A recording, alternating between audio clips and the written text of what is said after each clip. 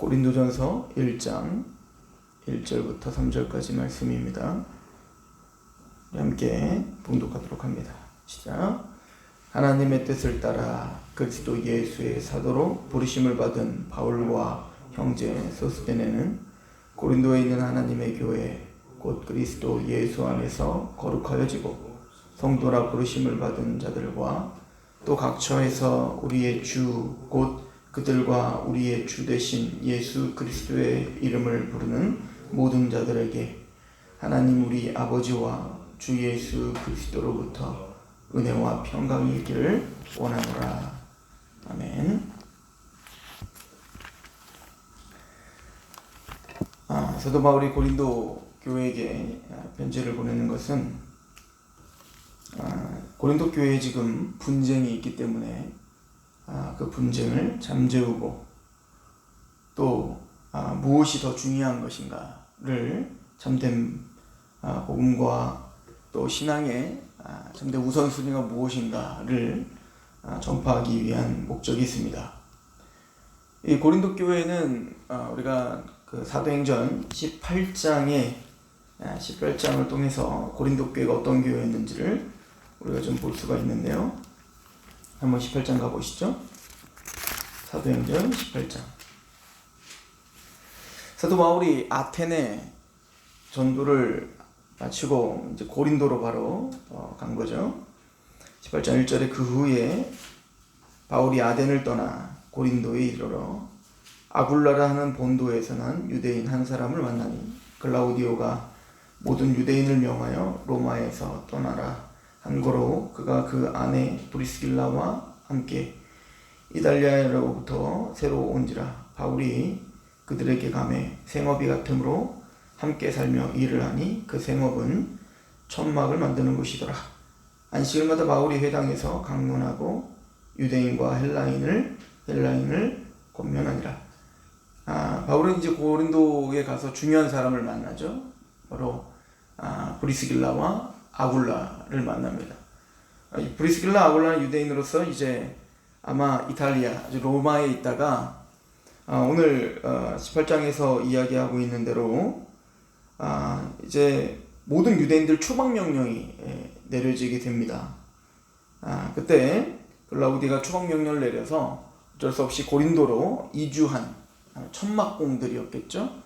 그래서 그 천막공들이었던 이 브리스길라와 아굴라가 이제 업이 같으니까 같이 지내면서 이때 이제 브리스길라 아굴라가 복음을 듣게 되고 또 중요한 사도 바울의 중요한 동역자가 되는 사람들이 됩니다.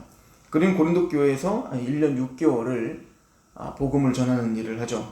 18장 5절을 보면 실라와 디모데가 마게도냐로부터 내려오매 바울이 하나님의 말씀에 붙잡혀 유대인들에게 예수는 그리스도라 밝히 증언하니 그들이 대적하여 비방하거늘 바울이 옷을 털면서 이르되 너희 피가 너희 머리로 돌아갈 것이요 나는 깨끗하니라. 이후에는 이방인에게로 가리라 하고 거기서 옮겨 하나님을 경외하는 디도 유스도라 하는 사람의 집에 들어가니 그 집은 회당 옆이라. 또 회당장 그리스보가 온 집안과 더불어 주를 믿으며 수많은 고린도 사람도 듣고 믿어 예수를 받더라. 처음에 이제 항상 사도 바울은 중요한 거점 도시에 가면 제일 먼저 하는 게 바로 회당에 가서 유대인들에게 복음을 전하는 거죠. 그런데 유대인들은 믿지를 않는 겁니다. 특히 이제 아주 완강하게 거부하고 부인을 하죠. 그때 바울이 먼지를 떨어버리고 나왔다라고 하는 것은 우리가 잘 아는 대로 마태복음 10장에 보면 예수님께서 제자들을 파송하시면서 너희들이 가는 집에 들어갈 때 축복을 빌라, 복을 빌라. 만약 복을 그들이 받아들인다면 복이 그 집에 임할 것이고 만약 그들이 받지 않으면 그 복이 너희에게 임할 것이다. 그리고 너는 먼지를 떠버리고 나와라. 이렇게 말을 하죠. 그러니까 복음을 전파한다는 것은 비굴하면 안 되는 거죠. 우리는 왕의 사신으로서 왕명을 들고 오는 사람들이기 때문에 복음을 들고 있는 사람들은 당당해야 한다 이겁니다.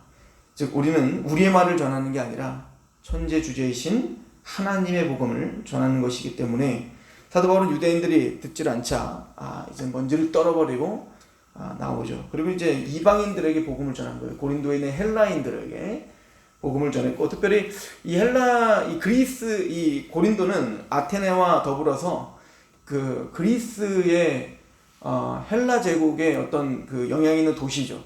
그런데 이 고린도가 그리스도인들뿐만 아니라 이제 로마에 의해서 한번 이제 이 고린도 교회가 상업의 거점 도시거든요. 또 신전이 있었던 거점 도시였기 때문에 굉장히 부유했고 또 화려했던 도시였습니다. 그래서 9절에 보면 예수님께서 바울에게 나타나서 밤에 주께서 환상 가운데 바울에게 말씀하시되 두려워하지 말며 침묵하지 말고 말하라 라고 독려하고 위로하는 걸 볼 수 있습니다. 하나님께서 두려워하지 마, 말해라. 그리고 말씀하신 10절에 내가 너와 함께 있음에 어떤 사람도 너를 대적하여 해롭게 할 자가 없을 것이니 이는 이 성중에서 내 백성이 많음이라 하시더라. 1년 6개월을 머물며 그들 가운데에서 하나님의 말씀을 가르치니라 라고 이야기를 하죠.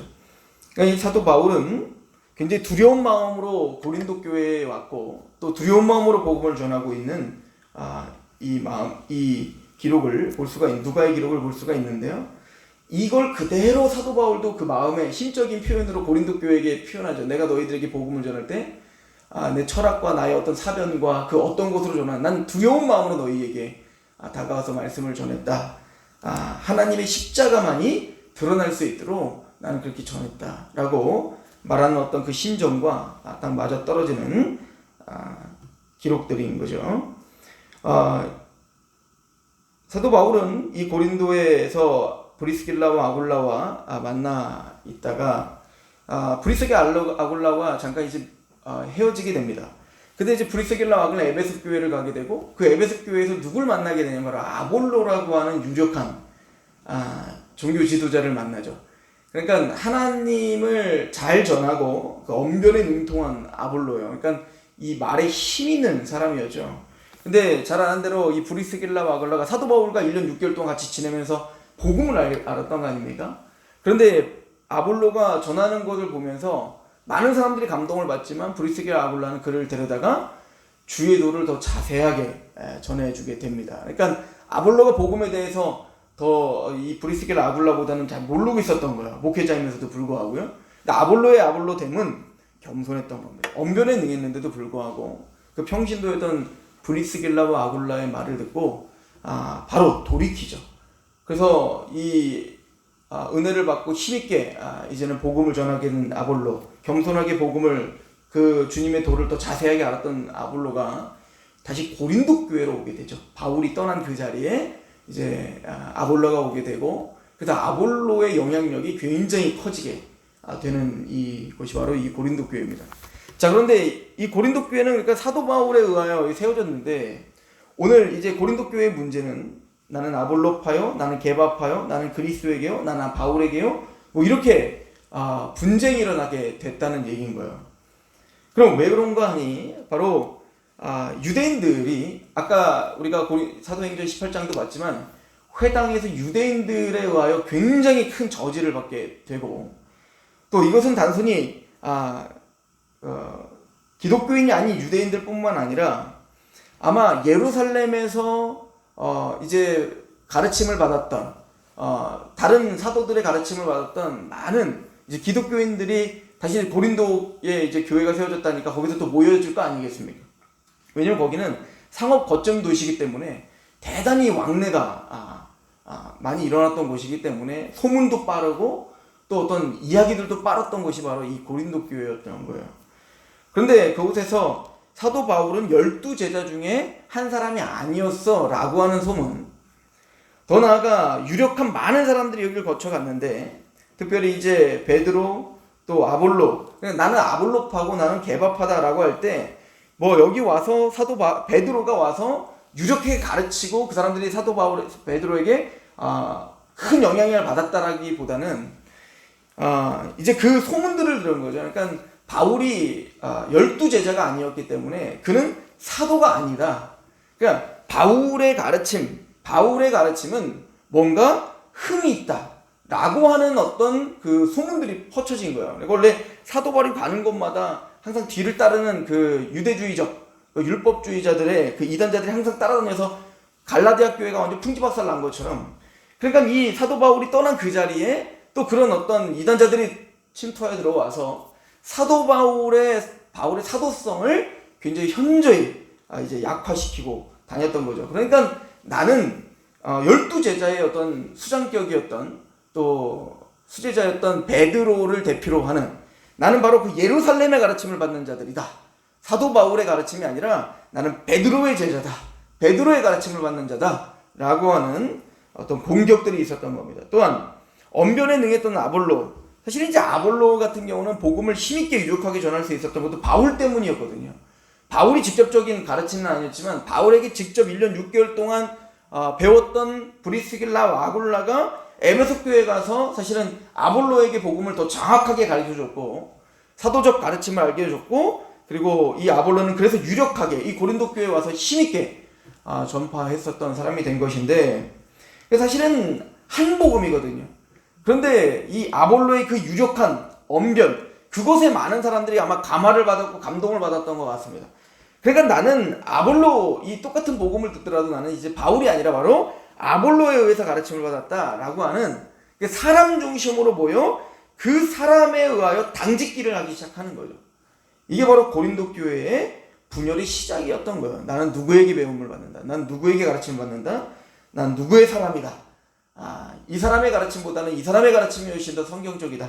라고 하는 어떤 그런 논쟁을 통해 고린도 교회가 굉장히 혼란스러웠던 것이죠. 게다가 그렇게 당짓기가 되면서 이제는 강조하고 싶은 것들을 더 부각시키면서 어떻게 되냐면 나는 너희들보다 낫다가 되는 거예요. 이제는 더 나아가서.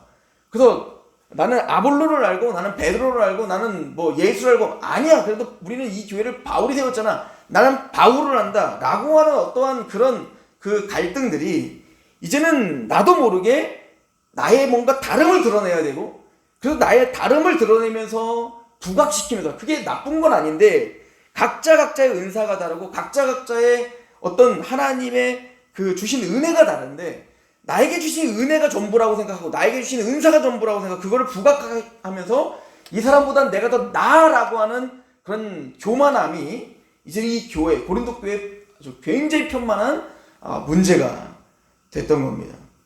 그래서 사도 바울은 오늘 말을 이 고린도 교회에게 편지를 보내면서 제일 먼저 쓴 게 뭐냐면 하나님의 뜻을 따라, 하나님의 의지, 하나님의 결정, 하나님의 뜻을 통하여 라는 뜻인데요. 하나님의 결정과 뜻을 통하여 그리스도 예수의 사도로 부르심을 받았다. 그러니까 나의 사도권이라고 하는 것은, 내가 사도된 것은 내가 결정한 것도 아니고 내가 만들어진 것도 아니고 또 누군가에 의하여 만들어진 게 아니라 하나님의 뜻에 따라서 내가 사도가 됐다. 그 사도 바울은 처음 시작하면서 사도성에 대해서 굉장히 강조하고 있는 거예요. 지금 내가 전하고 있는 것은 내가 만들어낸 권위가 아니다. 또한 내가 지금 전하고 있고 내가 사도로 살고 있는 것은 나를 전파하는 것도 아니다. 즉 예수 그리스도의 사도로서, 하나님의 사도로서 하나님만 드러나기를 원하고 예수님만 드러나기를 원하는 사도일 뿐이다. 게다가 그 사도성은 그래서 나중에 이제 고린도전서 15장에 가면 이제 부활에 대한 그 증거에 대해서 이야기할 때, 맞다, 나는 예수님의 부활을 직접 목격한 사람은 아니다. 12제자가 아니니까요. 그런데 만삭되지 못한 나에게 예수님이 나에게 나타나서, 끝으로 야고보에게 나타나 마지막 나에게 나타나서 예수님의 부활을 직접 나에게 보여주심으로 사도성을 부여해 주셨다라고 하는 말을 나중에 이제 부연하게 되는 겁니다. 그럼에도 불구하고 사도 바울은 내가 지금 전파하고 있는 것은 나를 전파하는 게 아니다. 그러니까 아볼로파, 게바파, 바울파라고 말하지만 내 이름이 지워지길 바란다. 이게 지금 사도 바울이 하는 얘기인 거죠. 그래서 사도 바울이 1장 17절에 보면, 14절에 보면, 나는 그리스도와 가이오 외에는 너희 중에 아무에게도 내가 세례를 베풀지 아니한 것을 감사한다. 지금 그 사도행전 18장에 보면은 그 세례받은 그 그리스도 그 회당장들이 다 믿음이 생겨갖고 그 가족들을 좀 구원시킨, 세례 준 그거 외에는 없었던 거예요. 사도 바울 1년 6개월 동안 그거 외에는 세례를 주지 않았다는 겁니다. 그래서 사도 바울은 참 다행이다. 이렇게 이제 얘기하고 있는 거죠. 왜? 15절, 이는 아무도 나의 이름으로 세례를 받았다 말하지 못하게 하려 함이라. 내가 또한 세바나 집 사람에게 세례를 베풀었고 그 외에는 다른 누구에게 세례를 베풀었는지 알지 못하노라. 그리스도께서 나를 보내심은 세례를 베풀게 하려 하심이 아니요 오직 복음을 전하게 하려 하심이로되 말의 지혜로 하지 아니함은 그리스도의 십자가가 헛되지 않게 하려 함이라. 그러니까 사도 바울은 자신의 이름이 이제 거명되는 게 싫은 겁니다. 또한 자신의 이름으로, 자신의 가르침으로 분열이 되고 자신의 이름으로 분열이 되는 것 자체가 주님의 몸된 교회가 깨지는 것을 참을 수가 없었던 겁니다. 사도 바울은 세례를 주는 게 굉장히 중요한 거지만 그 세례조차 나는 몇 명을 줬는지 알지 못한다. 그게 나에게 중요한 게 아니기 때문에 그래요.